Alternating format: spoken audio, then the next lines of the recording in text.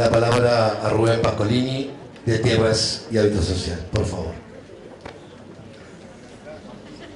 Bueno, buenas tardes a todas y a todos. En primer lugar, agradecer al Ministerio de Educación, al Ministro, a la Secretaria de Educación, a Gustavo, al equipo. Desde hace un tiempo, estamos trabajando en una experiencia realmente muy linda, estamos muy contentos. Estamos aprendiendo mucho y la verdad creo que aprovechando una oportunidad histórica que nos da este tiempo de poder avanzar en la elaboración de la Tecnicatura en Producción Social del Hábitat, ¿no? Escuchándolo al ministro, me pasó lo que le pasó a la presidenta hace unos días, ¿no? Por un lado sentí una alegría bárbara, me conmoví cuando escuché que había muchos pibes de Florencio Varela que iban a la facultad, ¿no? Como decía mi papá, ir a la facultad. Pero por otro lado, cuando el ministro contaba que el 70% de esos pibes vivían en calles de tierra, pensé en qué contradicción, ¿no?, que estamos viviendo. Y bueno, y eso tiene que ver con nosotros y con esta tecnicatura, ¿no? Yo soy, parte de la conducción de la Comisión Nacional de Tierras. Acá están mis compañeros con los que compartimos un poco la responsabilidad de la conducción. Quería, hacer mención a algunos datos que me parece que ilustran la dimensión, el calibre de la problemática de la que estamos hablando.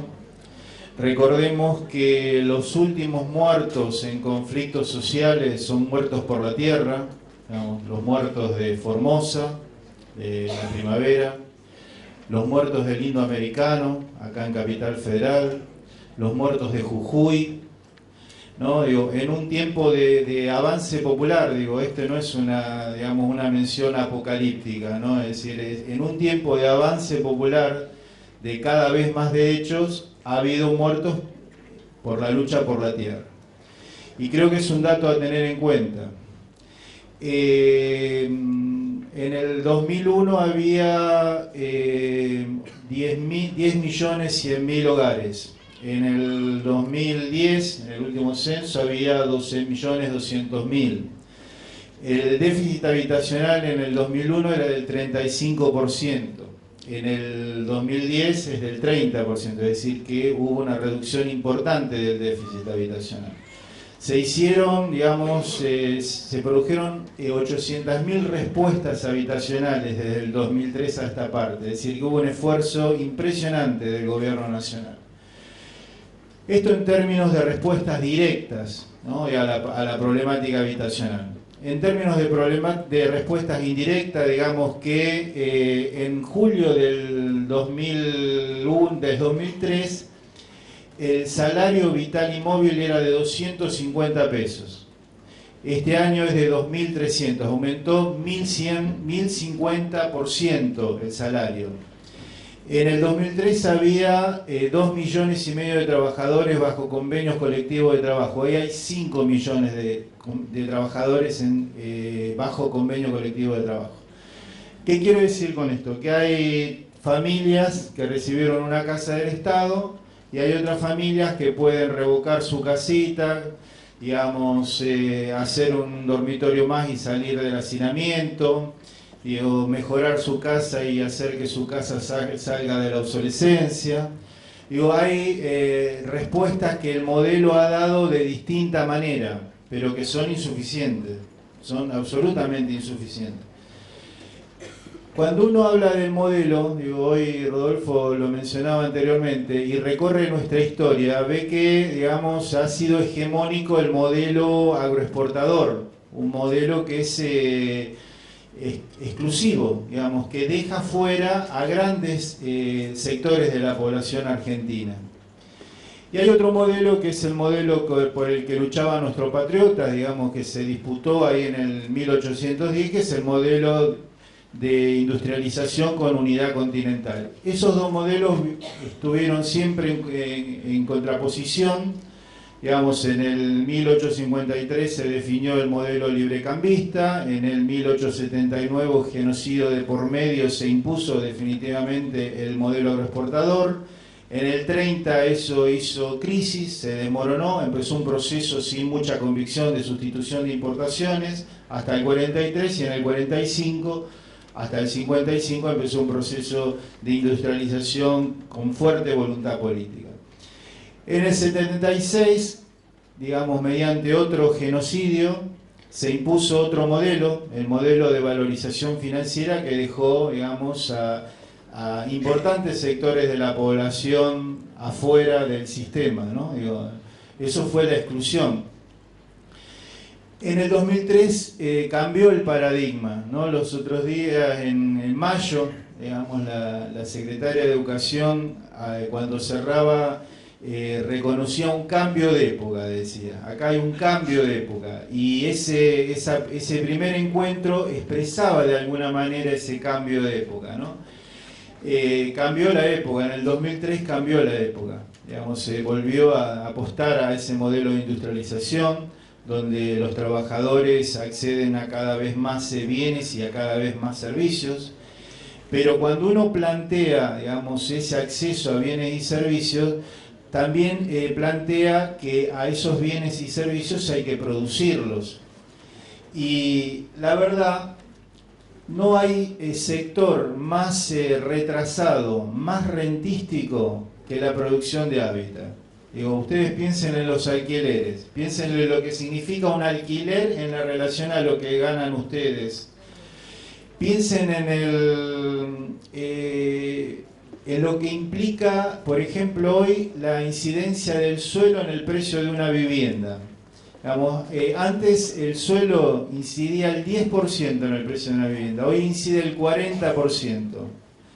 Digo, realmente hoy para cualquier trabajador, digamos, hasta para un camionero, digamos, uno de los trabajadores mejores pagos de nuestra actividad económica, es imposible el acceso a una vivienda, ¿no? Y yo creo que digamos, este modelo que nos propone producir, que nos propone agregar valor, que nos propone cada vez más diversificación, cada vez más desarrollo armónico de nuestro territorio, cada vez mayor desarrollo de nuestras economías regionales, nos está desafiando a que la producción del hábitat también sea puesta en cuestionamiento.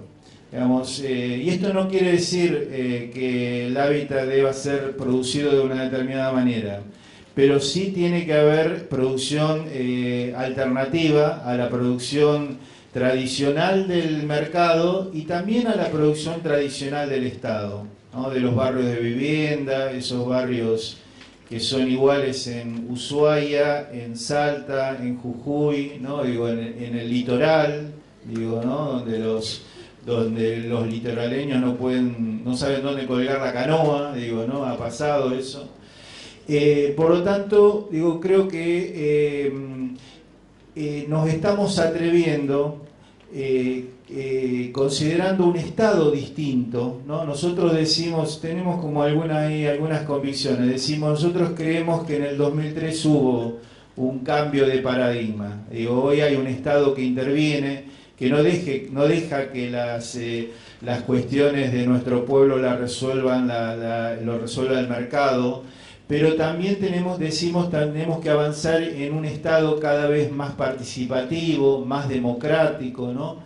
Yo los otros días estuve participando ahí en un panel que convocó el INAI y pensaba, ¿no? Digo, nosotros tenemos el 10% de nuestra población que es indígena pura, y el 60%, por las venas del 60% de nuestra población corre sangre indígena, lejana, cercana, digo, ¿no? Digo, es decir, somos un pueblo pluriétnico, multicultural, mestizo, profundamente mestizo. Digo, las políticas públicas tienen que hacerse cargo de eso, tienen que dar cuenta de eso. Y el hábitat es una cuestión económica, pero también es una cuestión profundamente antropológica. Es una cuestión donde interviene la modernidad, pero también intervienen las tradiciones, las costumbres, los arraigos, ¿no? Digo, creo que tenemos que hacernos cargo de eso. Y la verdad, las profesiones tradicionales tienen desarrollos y conocimientos muy específicos. Y muchas veces necesitamos, en esta, digamos, manera que nosotros reivindicamos de la producción social del hábitat, donde las comunidades son las protagonistas, las comunidades con un Estado que las acompaña, las protege, las promueve, digamos, necesitamos este personaje que articule, que junte, que vaya de alguna manera integrando todas esos conocimientos. Y la verdad, cuando hablamos con los compañeros de del área de las tecnicaturas, si bien uno piensa en el trabajo, en el empleo, piensa fundamentalmente en un personaje que si bien tenga esos conocimientos básicos, técnicos, tenga capacidad de abstracción, que tenga esa transversalidad que le hace falta a la producción del hábitat, que comprenda ese asociativismo al que nos convoca la presidenta, que convoca a la presidenta no solo a los pobres, que convoca a la presidenta a los empresarios. Digo, para que todas esas rentabilidades que hoy se apropian algunos, empiecen a distribuirse de otra manera. Creo que es un desafío impresionante y creo que es estar en sintonía con una comunidad, con un país que está yendo para adelante, que tiene, como decía Gustavo al principio, recuperó su identidad y recuperó su ilusión. Creo que el Estado tiene un compromiso muy fuerte por reconocer todos esos saberes. Nosotros siempre decimos, hay un paradigma que reconoce solamente un saber, el saber académico, el saber formal, el saber de las unidades académicas, ese paradigma positivista, funcionalista, digo. Pero hay otro paradigma que reconoce la diversidad de saberes y que reconoce que el mejor conocimiento es el conocimiento que sintetiza todos esos saberes. De eso estamos hablando cuando hablamos de la Tecnicatura de Producción Social del Hábitat. Realmente tenemos mucha ilusión. Tenemos mucha ilusión, somos parte de este pueblo, ¿no? Digo, compartimos esa ilusión. Creemos que va a ser un aporte importante para resolver un aspecto de la seguridad social, que no lo va a resolver el sistema capitalista tradicional. Esto es así. El sistema capitalista tradicional no va a resolver el problema del hábitat de manera tradicional. El hábitat, el alimento, las necesidades básicas tienen que ser un derecho y una realidad de todos los argentinos, pero tienen que valer cada vez menos, para que nuestro país se pueda financiar el crecimiento. Digamos, tengan en cuenta esto que yo les digo, no hay actividad más rentística que la construcción del hábitat. Eso hay que romperlo. Y una manera es generando conocimientos alternativos. Bueno, de esto se trata. Gracias.